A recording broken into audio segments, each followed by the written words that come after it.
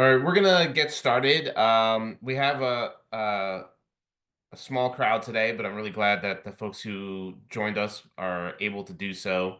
And we're gonna jump in here and try to get you this information right away. We really appreciate you being here. My name is Adam Pearl. I am president and CEO of Art Pride New Jersey. I want to start off by saying if you do need to utilize closed captioning, please use the Zoom feature. It's in the menu of options, usually at the bottom of your screen, depending on how you have Zoom set up. So we encourage you to use that if you need that. We'll say that I know there are a number of important webinars and information sessions going on this morning. And so we are recording this, and we'll post a copy of this information session to Art Pride New Jersey's YouTube page. As we go through the day, through the session here, we want you to be able to communicate with us. So please feel free to use the Q&A feature if you have a question, to post stuff in the chat and keep an eye on that, especially for links and whatnot. All right, so we are going to jump right in. I'm really excited today to introduce our guests. Aaron Freeman and Sandra Guevara.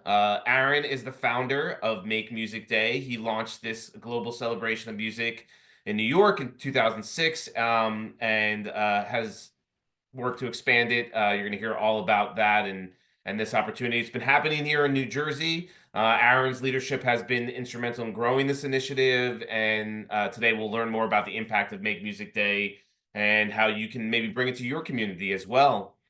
We asked Sandra to join us because Sandra is the vice chairperson of the Fair Lawn Arts Council in Bergen County. She's directly involved. She was the lead catalyst for bringing Make Music Day to Fair Lawn. When she's not doing that, Sandra is a teaching artist with specialties in textiles, sewing, and crafts. She's also a graphic designer and a quilter, an important part of that for Fair Lawn Arts Council, that community in North Jersey.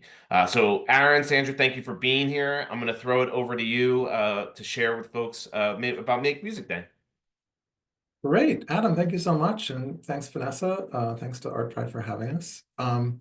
So I'm, if you can't see me, I'm a middle-aged white man wearing a blue shirt and kind of a nondescript background. And I'm here in Brooklyn, actually, but spent a lot of time in New Jersey. And as you'll hear, we've been working on this event for a number of years and growing it around the country and around the world. And I'm just glad we can finally, hopefully do something a little closer to home where I can actually, roll up my sleeves and help out a little bit more directly. So I have a presentation I'm going to share. So let me try that and see if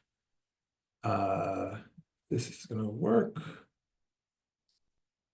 Okay, can people see that? Is that, all right, well, let me know if not. So, so the event that we are coordinating is called Make Music Day. And I wanted to start by just kind of taking a step back and talking about what this even is and why it exists.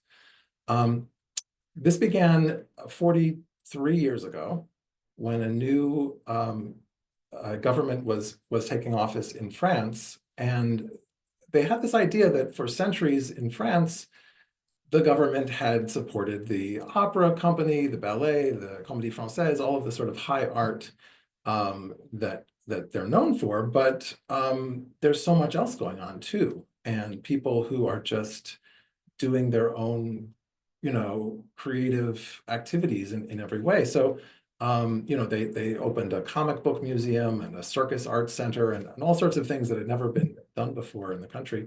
And for music, they thought, well, maybe to get started, we can just invite everybody to show up outside on one day for half an hour on June 21st, the summer solstice, the longest day of the year. We'll just tell people, look, if you play music and you want to show what you're doing, even if it's not one of these, classical art forms, just come outside and play. And so the government made an announcement on June 1st, 1982, to invite people to come out.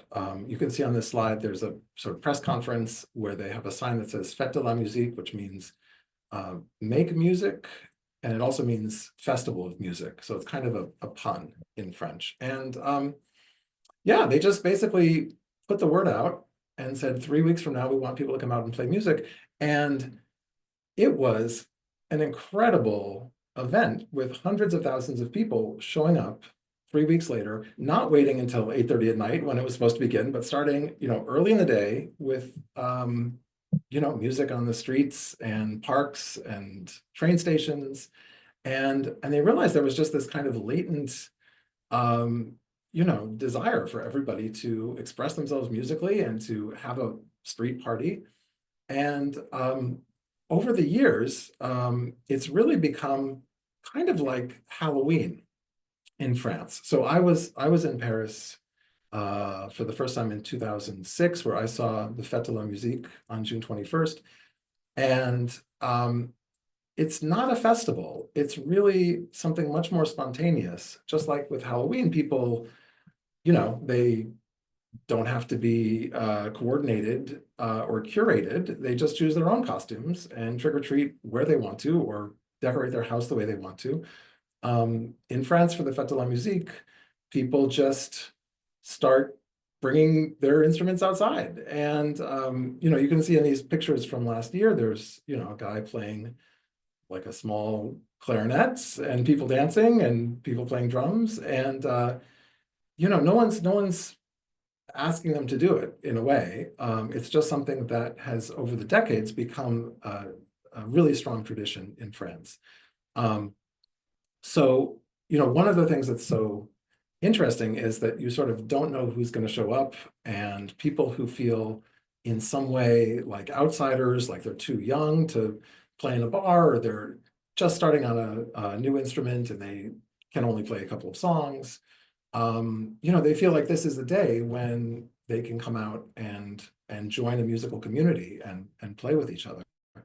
And I think I think in a way it's like this feeling of being on the set of a musical comedy where people just start singing and everyone thinks like, oh, that's normal. Because this is the day that happens. Just like with Halloween, if you dress up as a pirate, it's like that's what people do on Halloween. No one's gonna look at you funny, even though the rest of the year, it might be a little bit strange. Um, so since beginning in 1982, this event has really expanded globally. A survey in France a few years ago, a telephone survey had, asked how many people in France take part, and it's about 7% of the whole population actually comes out and makes music on June 21st. They estimate it's about 180,000 events around the country, and 64% of the population says that they went to an event, they stumbled upon a concert, either it was something that they did on purpose or not on purpose, but it's just this feeling that music is everywhere on this day. Italy has been doing the Festa della Musica since 1985, and they also have a really huge event around the country. China, we worked to help them make music. China started about 5 years ago. It's a very different situation in China. It's much more less spontaneous, I would say, but it's still a very popular event around the country now in 200 cities. Make Music Brazil has really focused on getting school children involved. And this last year they had 600,000 participants, mostly school children in Sao Paulo and the north of the country. So the approach is sort of different in each place, but there are some kind of common themes. So I should just say in the US, so I started with Make Music New York in New York City. And over the years, it's really grown a lot in the Midwest. Connecticut had 16 chapters this last year with a combined 475 events on June 21st. Texas has a lot now. So it's really starting to grow. And overall, there were 5,300 events this last year.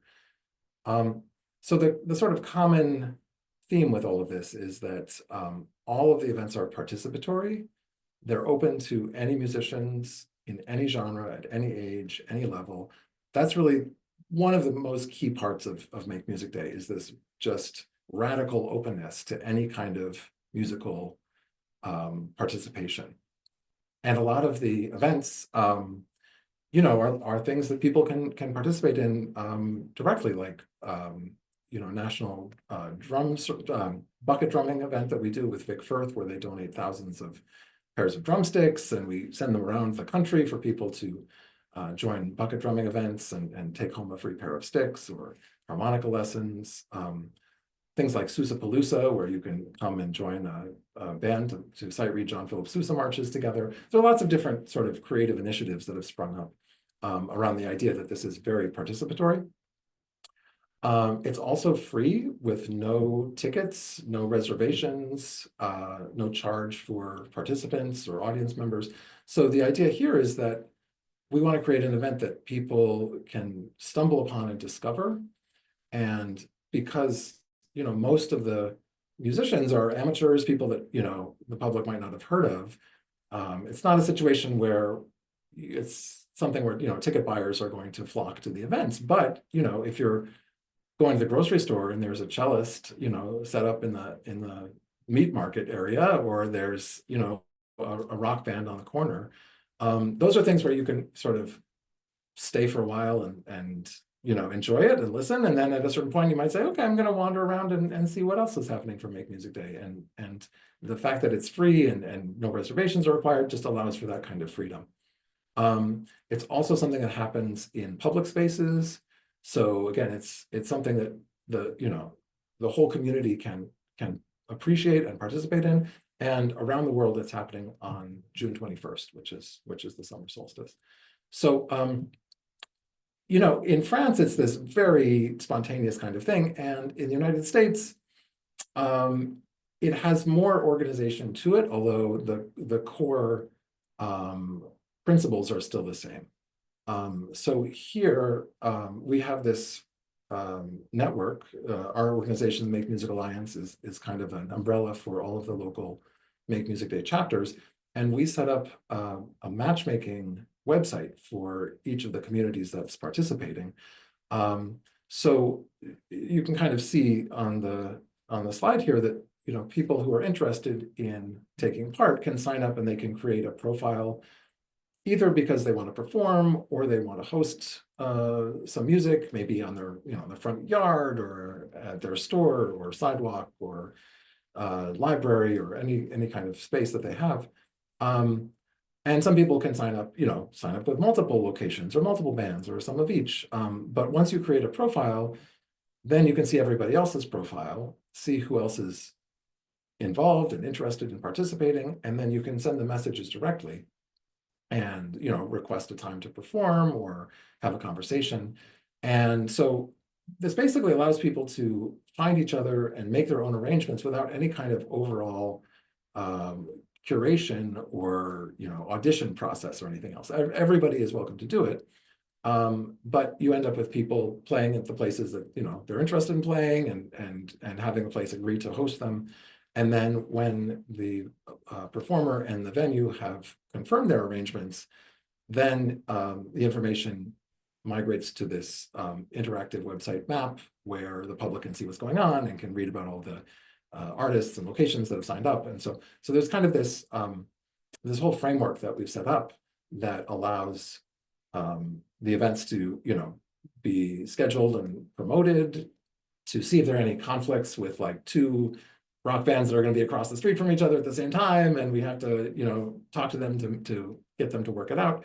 Also, for any permitting issues, we are through this process creating a database of all the different events and locations and the times and the contact information, which can be shared with local government if they require some kind of sign off to say, okay, we need to know what's happening so that we can issue the permit that might be required. So so that's my very brief overview, but I think to sort of give a little more concrete sense, we should move on now to Sandra in Fairlawn, who has now been organizing Make Music Day for the last, well, this will be the third year. And maybe, yeah, hear directly from her about the experience. Thank you so much for the invitation. Good morning, everybody. I'm gonna talk a little bit how we started Make Music Day here in Fairlawn. And as a member of the Fairlawn Art Council and a member of the Fairlawn Art Association, I'm very proud of participate with the arts here in music too, here in town, and I'm proud to serve my community. Um, I'm a member of both organizations, and one that does like nonprofit, and the other one profit. But I'm very proud to serve for both of them. So Make Music Day for me is a very takes a very special place in my heart because it's very personal.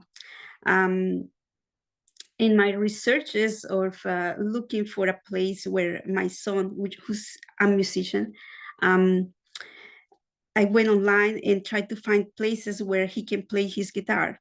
I got this website that's called Make Music Day. So it got my attention. And I saw that they had Make Music Day organization in Montclair. So I started gathering all the information. So how can I get him registered for the event and all of that? But as a member of the Fairlawn Art Council, I brought it to the attention to my committee. And I spoke to Liz Mariska, who's the chairperson of the Art Council, and just to see how we can Make Music Day here in Fairlawn. So she asked me to get in contact with people of the organization and get all the information. We got in contact with Matt Fox in a call meeting, and he gave us all the information that we needed to start it. And we got very excited right away. I remember that was April. From April to June, it was only 2 months to get it together, right? But Liz Mariska and myself got it together, starting with everything, promoting the Make Music Day event through social media, Instagram, Facebook, and me personally went through different places like restaurants, stores, just to promote it and get it started. So it was like kind of hard for us because it was new, but not impossible because we made it happen in just a short time, right? Um, uh, Between Liz and me, she was promoting everything online, and I was taking care of the website, but we got it all together.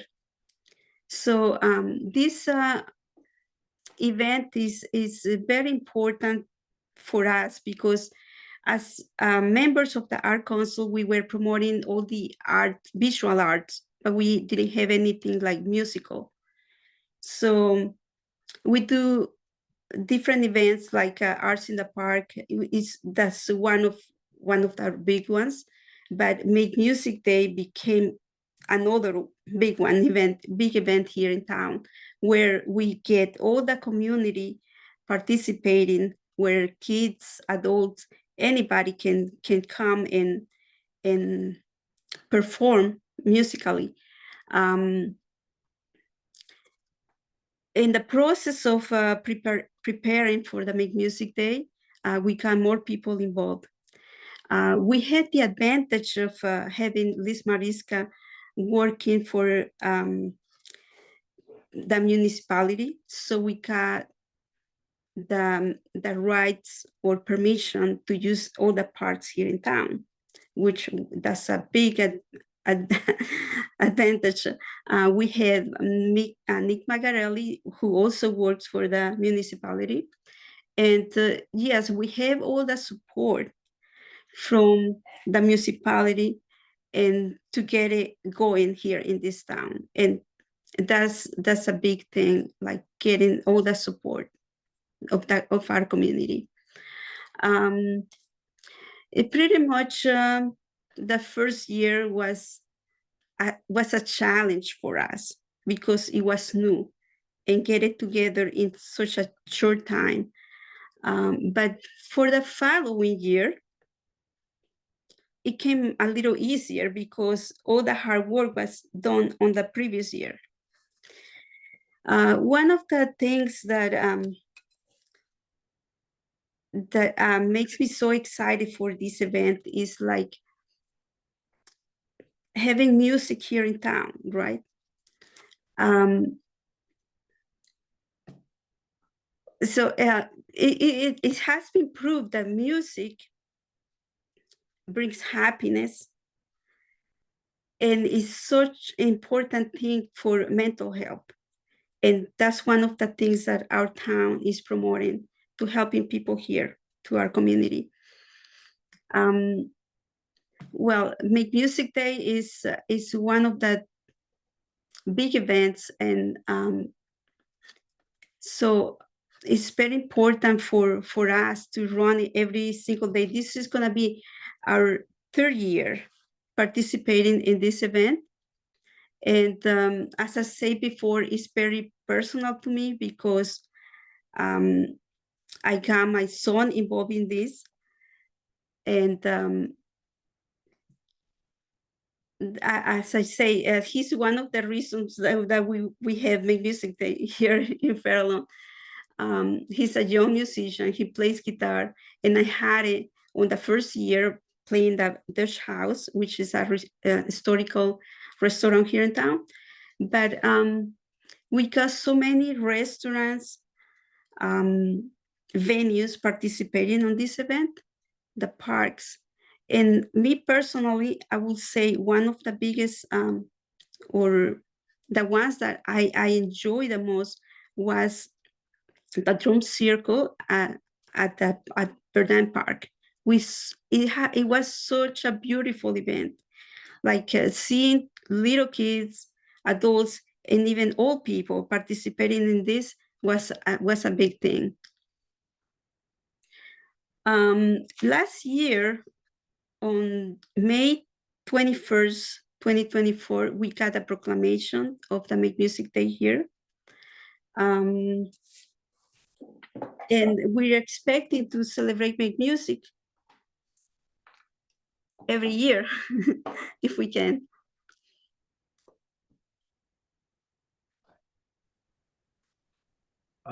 Great. If I could just jump in, I would love to hear. So I remember there were about 30 events last year in Yes. Fairlawn. And I remember some photos like of a police officer playing harmonica in the patrol car, and Yeah. like some very unusual things. Like you wouldn't. Do you just remember any other examples of some of the things that happened? Yes. Well, we have a very we have an area where we have a lot of restaurants, and we can see like the whole strip was we had events going on over there, right? But last year we had a car, it's just like a musical car, karaoke, going around town and getting people to sing and perform karaoke there. That was another big thing going on here in town. We're expecting to have something similar this year, and we're preparing for that.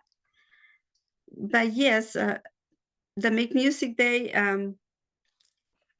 it was perceived very well for everybody. Like the first year, people didn't know what it was. The musicians didn't know how to sign up for that, even the venues. But for the second year, they were pretty much familiar and they knew how to do it. Yeah, we helped them through the process, but I believe the second year was easier than the first one. How much time did it take for you to coordinate the event? Maybe last year or maybe the year before, like just very generally.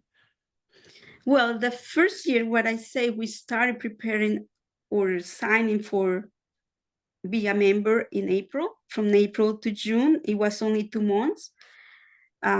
Working hard because it was new for us. But if we were going and check the website how to do it or get into the meetings, that helps a lot to get it started. So we did it. It was pretty much in 2 months we got it together.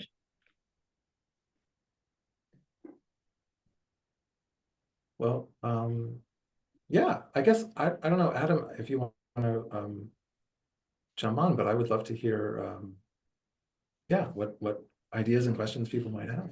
So yeah, I appreciate both of you sharing. I know from our perspective, when this sort of came across our radar, the team here, the collective, we at Art Pride New Jersey, um, and we saw that there were a number of communities, that there was some investment from actually the public side from New Jersey, from the EDA last year to get some of the Make Music Day off the ground.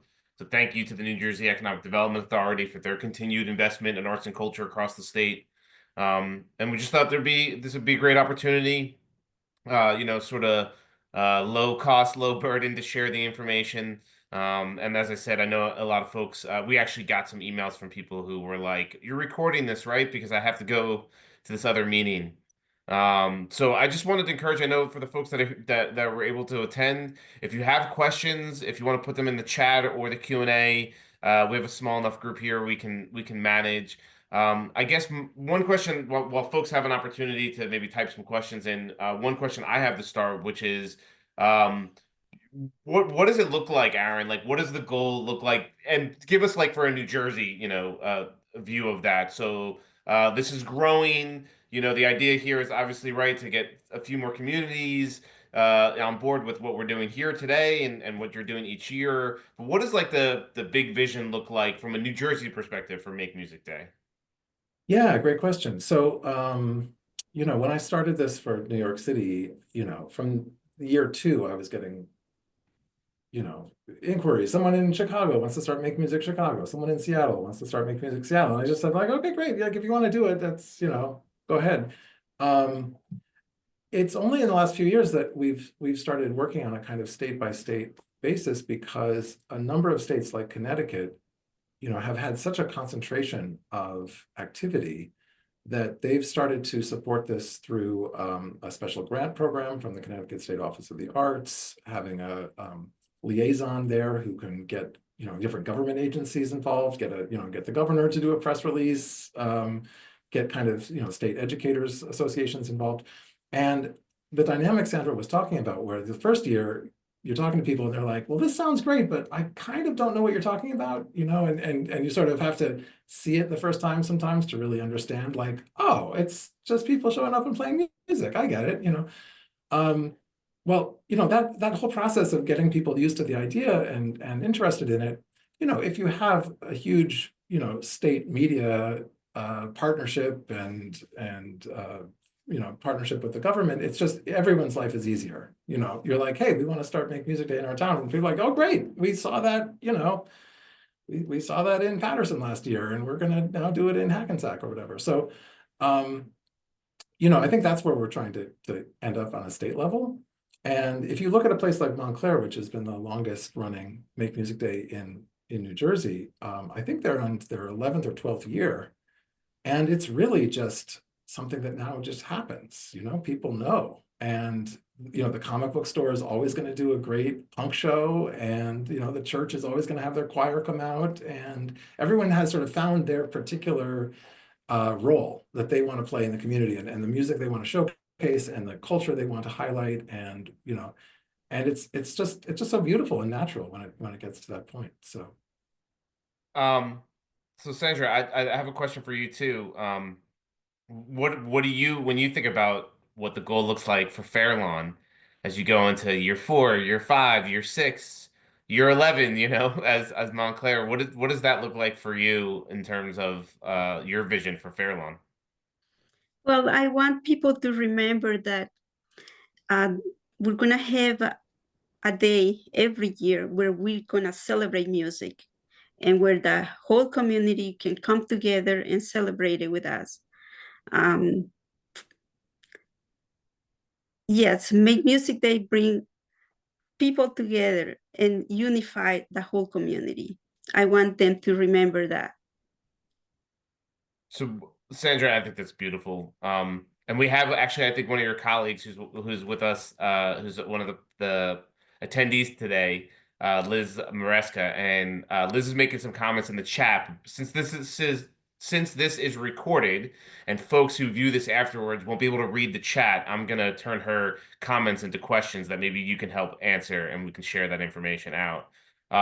So Liz was talking about how helpful it was that you had donated instruments and books to add to the event, specifically around things like bucket drumming and harmonica. Can you share with us like what that was? How did you go about getting that? How was that helpful? Well, when you register every year, you register to be a member or part of the organization, you get instruments, free instruments to use during the day. During the events, we run like special events, right? Like every year we designated to do the events around the town. We have the parks going, like let's say Verdun Park, we were running the drum circle. So we get the drumsticks to use it for that. Have the harmonicas. So we designate the different venues where we run the special events.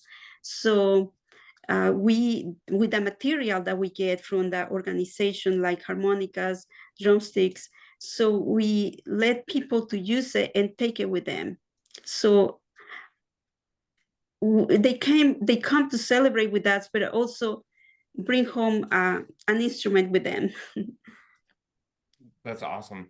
And Aaron, Liz had another comment here that I think is a good question. What's that interaction like for folks when they go to talk to a business and the business is like, well, how much money does this cost me? Or, there's just, there's skepticism or cynicism, from the business side or even from the musician side.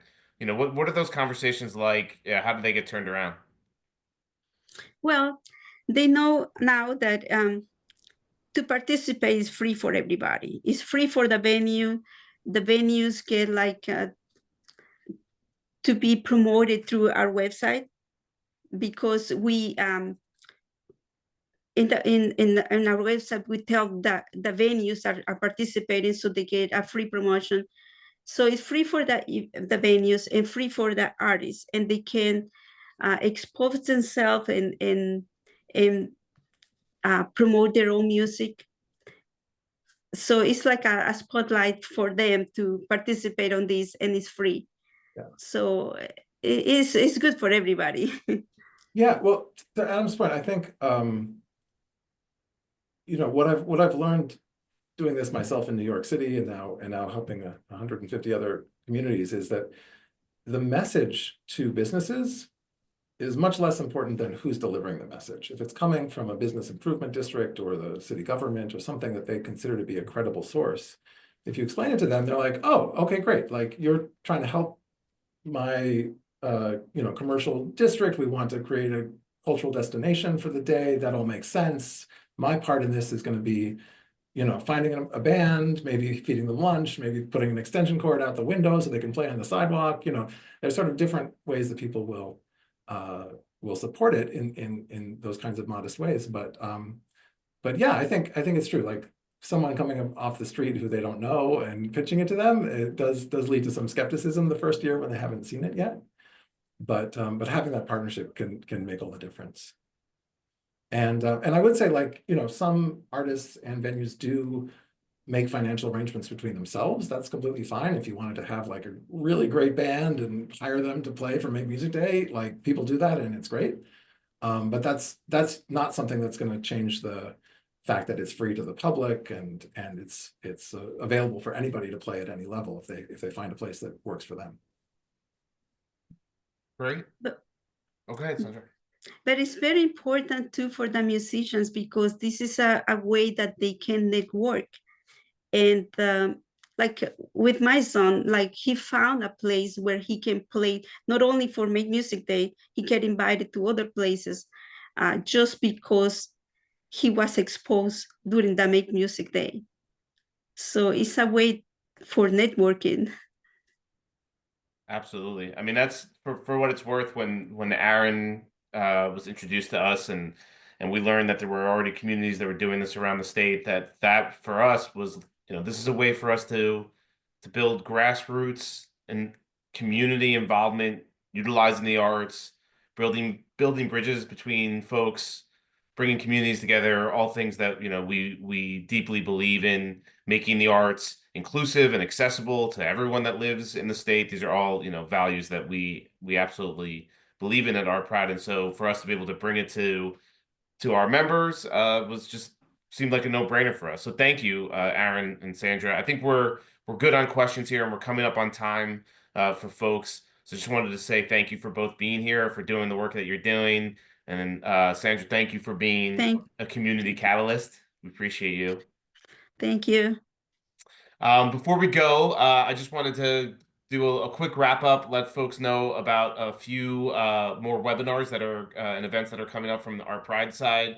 And you can check these out. If someone actually, Vanessa or Vince, who are both on the back end here, thank you to both of you. If you want to drop the link in for the events page on our Pride's website, that'd be great. Jersey Arts Marketers has a webinar coming up next Tuesday, the 11th at 10 a.m., navigating shifts in the social media landscape. So if you work in marketing, know anyone who does work in arts and culture marketing, definitely encourage you to check that out. Next Thursday is the educational learning opportunity from Arts Pay NJ, focused on ethical internship models. That's at 10:30 a.m. Later this month, Creating Change Network has a virtual roundtable, creating a thriving multi-generational work environment. That's on Thursday, March 20th at 10:30 a.m. And of course, at the end of the month, we will be the Art Pride team and a group of growing advocates will be in Washington, D.C.